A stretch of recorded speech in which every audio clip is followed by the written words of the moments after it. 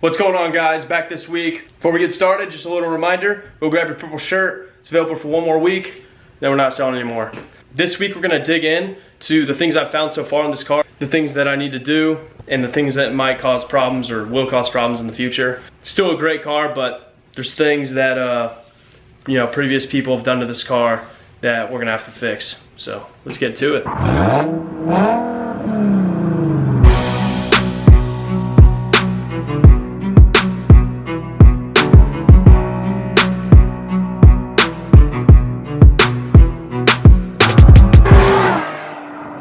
Hey, quick story. If you guys are following P-Gang Garage on Instagram, you might have saw a picture of my car, my Honda, getting splattered with paint. Here's a video real quick of me. I was 4 minutes from my house and I just raced home as fast as I could. And here's a video of me from my security camera racing into the grass and running out to spray it off because I was so nervous. Because it was like 101 degrees out. So I was like, man, this paint might dry fast. So just watch the video, you'll get a kick out of it.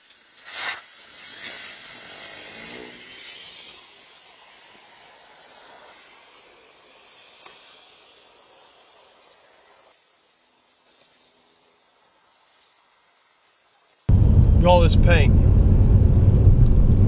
All right, first things first. When I went to go look at the car, plugged my computer into it, it had 7 engine codes, had the airbag light. Engine codes were the CATs, O2 sensors, exhaust valve timing sensor, and one other thing. The airbag light I fixed, driver's seat wasn't plugged in, and then everything else, I reset the ECU. And now the only 2 things are the valve timing sensors, which I'm working on those right now. So the history behind this car, based off the things I found, and I'll show you some of them. This was a built car at one point, or it was gutted. It had, racing seats in it. It doesn't look like it had a roll cage. Let's go through the exhaust. Stock headers, they cut the cats out. Did a performance Y pipe, it goes to a 3-inch. Then it goes back down to about a 2.5. Single outlet all the way back after the Y pipe. This car, someone really liked this car, did all the stuff to it, then it got flooded and they were gonna just give it to insurance. I'm gonna pull the cats off next to show you guys, but they just welded these little tubes on there and threw the cats on there. So it's very restricting on the motor right now. So it should, yeah, there we go. I can't wait to pull this off and show you what they did to these cats. I have pretty small hands, and I can wrap my finger around the tube all the way and touch. All right, we got them out. Look at this.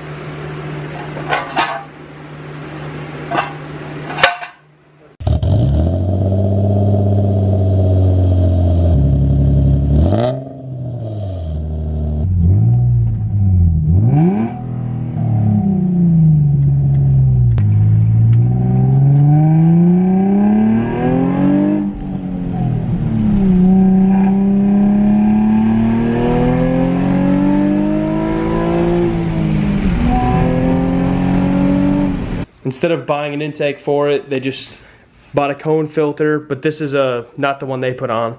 They just bought a cone filter and slapped it on the original intake. They had a metal cone on here and it rubbed the hole right through the AC line. So the AC doesn't work, which I knew that when I bought it. But let's get into this oil leak. So, all right, so I got that off. Now, when I went to go look at this car, I knew it was leaking oil from somewhere right here. It was leaking partially from the cap. It's leaking from the valve cover gasket. It's also leaking from the back 2 spark plug seals, the 2 little rings in there. It's leaking straight into the spark plug. So when I changed the spark plugs out, they were all covered in oil. You can't really see now because it's been sitting in a rag. They also had all this gunk built up on. The back one was filled with oil all the way up to the coil pack. The engine was over serviced, so that could have been a problem, or that could have been why these were popping. But apparently it could also be the cats, so I'm doing both. We're doing the cats first, reset the ECU again, see if it'll fix that. If not, then I'll go from there. So I'm not gonna fix the AC. I need to get an intake for it. There's a brand new battery in it. It definitely just needs some love. It came with, the cheapest lowering springs you could buy. Back of the car. Look how there's a Stillen sticker on here. There's nothing Stillen on this car. The diff is welded. This bushing's bad. So when you get on it, you can feel it. You can feel even the shifter tweak down a little bit. Then when you let off, it pushes up. Even with my thumb, I can see it moving a little bit. And there's also something clicking on this right rear wheel assembly. I don't know if it's the hub. I don't know if it's part of the rear end. I haven't even got it up on jacks to see, you know, what's wrong with it. But you can see this exhaust is just didn't really care. They just threw it together. I'm pretty sure this isn't supposed to point down. Maybe it is, but I think I'm just gonna cut it so it's straight. Everything works in here. Obviously not the AC, but all the gauges, everything works. You can tell everything is like not in the right spot, or like everything was taken out at one point and put back in because nothing lines up perfectly. I'm gonna take it out anyways, but it's still, you know, it's kind of easy to tell, you know, what someone did to a car. But then another thing is there's this toggle switch right here that goes through the dash, and I can't find the end of it. I don't know, there's some small details on this car where you can tell someone loved it and took care of it at one point.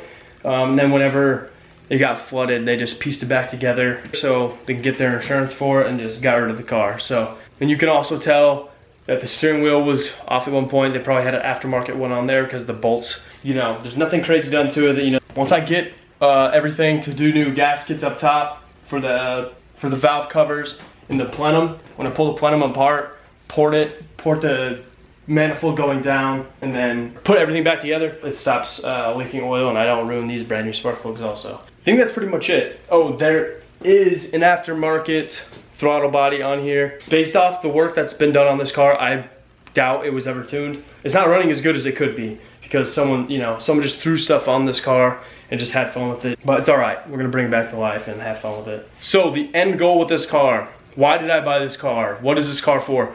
It is to build into a drift car. For those that, you know, don't know from the past, I used to race. I couldn't be more excited.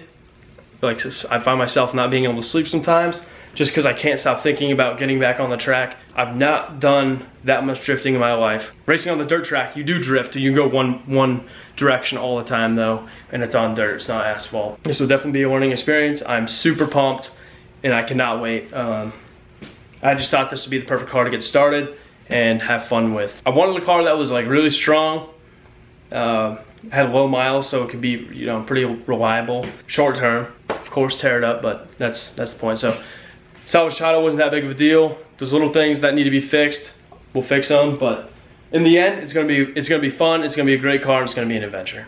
So please subscribe, keep following us, and stick around for the adventure because there's plenty of competitions around where I live, and I couldn't be more excited. So if you have not gone and purchased our special edition shirt, go do that. Link is in the bio. It's available for 1 more week, and that's it. We're just getting rid of them.